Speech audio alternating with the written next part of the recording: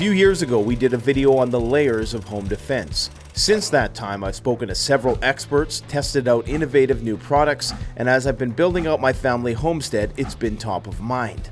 Today we're going to talk about the 10 concentric layers of home defense, the World War III version. So let's get to it.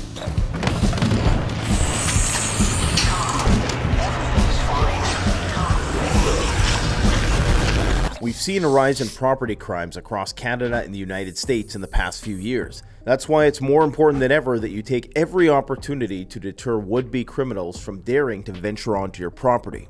All of these layers of defense will be invaluable in an SHTF scenario, but more importantly, they will keep you and your family safe in any situation. It's also important to remember that your possessions are secondary and replaceable. There is always the risk that a situation will arise where the only safe option is for you to abandon your home. But by fortifying these layers, my hope is that you won't ever have to exercise that option and that you can deter, delay, and defend your home. The first line of defense, but not the most important by a long shot, is going to be a means of remote surveillance. This may come in the form of monitoring radio communications or drones. Drones are an incredible and rapidly evolving technology that allow for reconnaissance over a very large area from the safety of your home. While many drones do require special licensing to operate, after an SHTF situation, the government's obviously going to have their hands full, and it's unlikely that anyone will enforce these laws. You should, however, always respect the laws of your region. That said, there are many drones which will still afford you this reconnaissance capability while being lightweight enough that you can fly them in residential and commercial areas without requiring a license. Many consumer drones, however, also use GPS. This means that they could be a beacon to your location. There are, however, some fantastic options that can operate without GPS satellite communication. My recent addition has been a thermal drone, which enables me to see heat signatures from miles away. Nobody is able to get within the line of sight of my property, no matter what the time of day is with this bird in the air. To call this thing a force multiplier is an understatement. If you're looking for something that doesn't require a license, is lightweight, compact, and cost-effective, I would recommend the DJI Mini Drone. If you're looking for something more advanced that has thermal capabilities, check out the Autel Thermal line. Link will be in the description below. The second line of defense is one that I feel is often overlooked in the preparedness community, but is arguably one of the most important, and that is your relationship with your neighbors and community. There is power in numbers, and having a strong relationship with good neighbors is invaluable. This is a relationship that will take time to develop, and you don't want to be too overt with your intentions, but spend time in your community and get to know people as best as you can.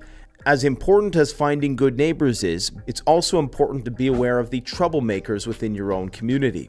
65.1% of burglaries are committed by a person known to the homeowner. This is where your own reputation within the community comes into play. If people know that you are not a soft target, they're going to be less likely to want to mess with you in the first place. Nobody wants to risk injury or worse just to feed their drug habit or loot and pillage when the grid goes down. So when I'm out and about in my community, I'm constantly taking note of who's who are the potential troublemakers, and I always make them aware that I am aware of who they are. The third layer of home security is going to be early warning systems and perimeter defense. Things like driveway warning systems, tripwires, or any perimeter-based system which notifies you that a perimeter has been breached.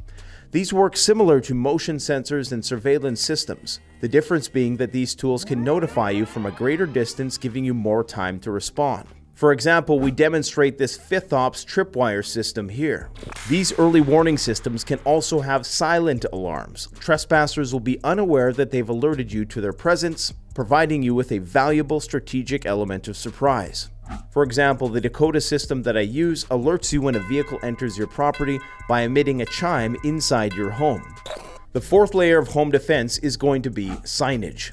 We've done videos on the power of signage on your property, and there's all kinds of creative ways that you can use signs to communicate with would-be trespassers. You can use signs to telegraph to potential criminals that you are ready and waiting for them, and that there are deterrents that will make trespassing a risky venture should they proceed.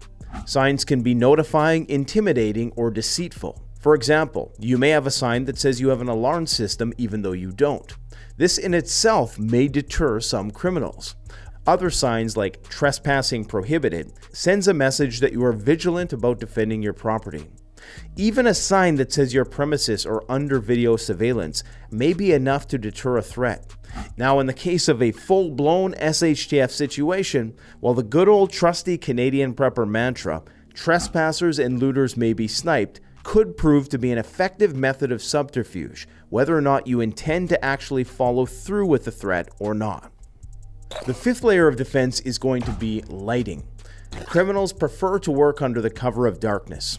Motion lights and sensor lights are a great deterrent, as they can catch trespassers off guard.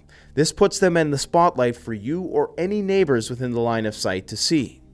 Solar-powered motion LEDs are a great option, as they can be placed anywhere on your property and require very little installation and maintenance. A bonus item for this layer, and something I use often, would be a high-powered flashlight. This Immelin MS32 flashlight is a 200,000 lumen behemoth that will not only allow you to see every corner of your property from a long distance, but you can also temporarily blind and obscure the vision of any potential intruder. High-powered floodlights and spotlights are essential for a larger off-grid homestead. The sixth layer of home defense is going to be gates and obstacles. There are some simple ways to design your property that will dissuade a criminal from targeting you in the first place. Remember, criminals love to take the path of least resistance. This is how you can control their movements on your property. Even a small gate can slow down a criminal or deny them immediate access to some part of your property. It's important, however, that these gates and obstacles not be usable cover for criminals. For example, having tall fences or trees that obscure the line of sight into your home may be used as cover for criminals. Remember the Fort Knox line of sight principle. You want to enhance your line of sight while having obstacles in the way of your invader's ingress. Many shrubs and thorny bushes can act as great discrete barriers, providing a natural obstacle while not completely obscuring your view. If you don't have gates or chain link fences, a simple solution like locking that fence is going to buy you just a little bit more time in a threatening situation, and a bolt cutter is one more tool that a criminal has to carry. You can check out this video we did with our pal Dean from Arcopia for more ideas on how to fortify your property. In a full-blown Mad Max situation, there are numerous other obstacles that you can place on your property, from downed trees to Jersey and Hesco barriers, ballasts, trenches, boulders, and even militaristic implements like dragon's teeth. If you really have the time and the will, there's dozens of ways to make it nearly impossible for unwanted vehicles to enter your property. The seventh layer of defense is your surveillance system. Now, the surveillance system has two potential uses. One is deterrence. When people see that you have a camera system, they're less likely to target you because that's just one more hurdle they have to overcome, and it bears repeating that criminals always want to take the path of least resistance. The other purpose is to notify and identify potential threats on your property. They also, of course, serve the purpose of recording events so the authorities can prosecute lawbreakers in the future. It's important to note here that you can use real surveillance cameras, decoy cameras, or you can use a blend of the two. Lots of surveillance cameras today double as motion sensors. For instance, a Ring system, which is grid-tied, notifies you when there's movement and even has some smart AI features that will allow it to discern between what is a real threat and what isn't. In my personal experience, however, a hardwired closed-circuit surveillance system is far more reliable than a wireless system, especially if you have them professionally installed with proprietary software. These typically are the most robust systems when it comes to preventing hacking. In such a case that the power does go down, you will need a backup power supply to power your cameras and your monitors. Both of these are very low-draw devices which can be easily powered by one of the many silent lithium power generators that we've reviewed on this channel. We've also recently reviewed a product called the Vosker Surveillance Camera. So long as the grid is up, this is a great option. This uses a cell network as opposed to the Wi-Fi in your home, and it doesn't require a power source as it runs on solar panel. It can be set up anywhere on your property, even if it's out of range of your Wi-Fi, so long as there's cellular service. The eighth layer of defense are your door locks and barricades. Most locks are easily picked and busted through without much effort. A criminal armed with a sledgehammer or a pry bar will get into almost any door in seconds. A simple $1 hack that can drastically increase the strength of your door is replacing the 1-inch screws that are typical on standard door lock strike plates with 3-inch ones. This will increase the amount of time that it takes to kick in a door. You might also want to consider an extra point locking system. The BARRICADES is a product that we reviewed recently, which is a relatively inexpensive way to make a door virtually unbreachable. As you can see here, in our testing, it literally took a battering ram to beat down this door. Other reinforcement options include door bars, window bars, night locks, padlocks, locking gates, locking storm doors, basically anything you can do to put more time between you and an invader. In an SHTF situation, using sandbags to fortify your home will not only act as a barricade, but they are also largely bulletproof. I recommend every prepper have an ample supply of sandbags at their disposal for when things really take a turn for the worse. The 9th layer of defense is going to be guard dogs. Guard dogs are a great threat deterrent and can also act as an early warning system. Their keen senses allow them to identify potential threats much sooner than humans can.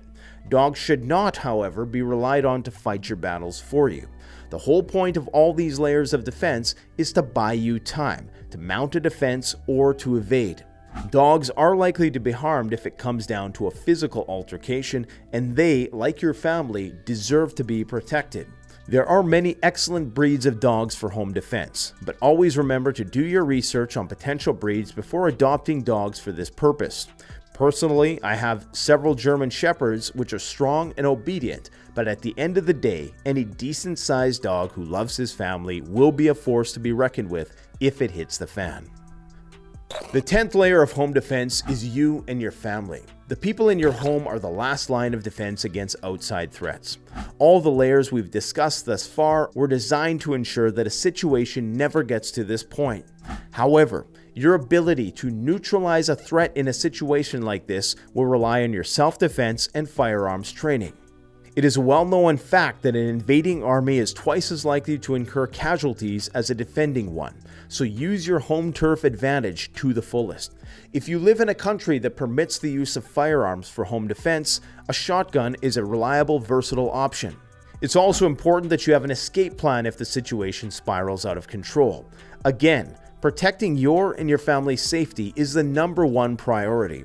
There is no sense in protecting your possessions if it means you're putting anyone at risk of serious injury. Some other items you'll want to consider for home defense are things like fire extinguishers, fire blankets, gas masks with appropriate filters to protect against smoke and pepper spray, a good first aid kit, body armor, sandbags for flood mitigation and home fortification, high-powered blinding spotlights, close combat weapons, and pepper spray. And it's essential that you have a strategy to deploy all these items at a moment's notice. Now, the 11th layer of defense is a bonus layer. It's going to be a bunker or a panic room. The purpose of a safe room is a place for you to hole up in case of an emergency. But it should be noted that these are only meant to protect you for a couple hours until emergency services arrive. If we're talking about a post-disaster world where help won't be able to come, you might just be a sitting duck. Thanks for watching. I hope you find this video useful. Don't forget to like, comment, subscribe if you enjoyed the video. Check out the links in the description for any of the products that we discuss in this video and related videos as well. Canadian Prepper out. The best way to support this channel is to support yourself by gearing up at CanadianPreparedness.com, where you'll find high-quality survival gear at the best prices, no junk, and no gimmicks. Use discount code PREPPINGGEAR for 10% off. Don't forget, the strong survive, but the prepared thrive. Stay safe.